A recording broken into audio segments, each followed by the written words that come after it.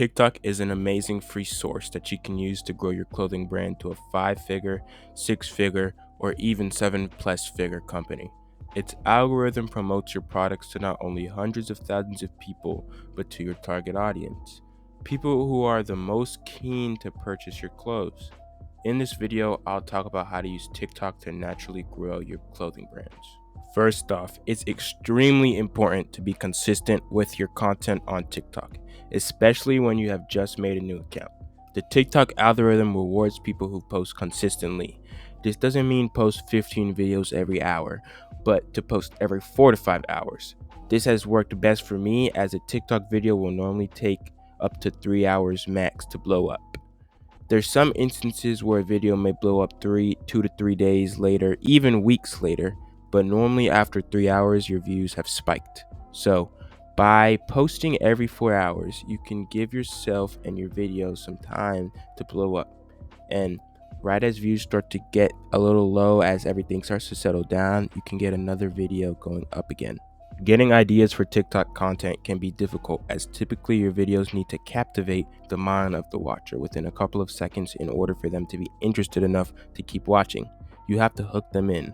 The easiest way to do this is by making videos based on current trends. If you see a trend or trending audio that keeps popping up on your For You page, you need to find a way to incorporate it with your brand.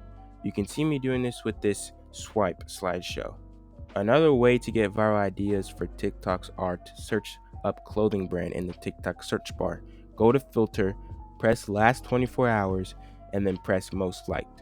You will see what has been going viral for other clothing brands on TikTok, and you can mimic these videos and get similar results. Another way to captivate the mind of the watcher is to run giveaways for a TikTok. A very popular one is, if your comment has 0 likes in 24 hours, you get a free item. This causes for interaction, which also causes your videos to go more viral.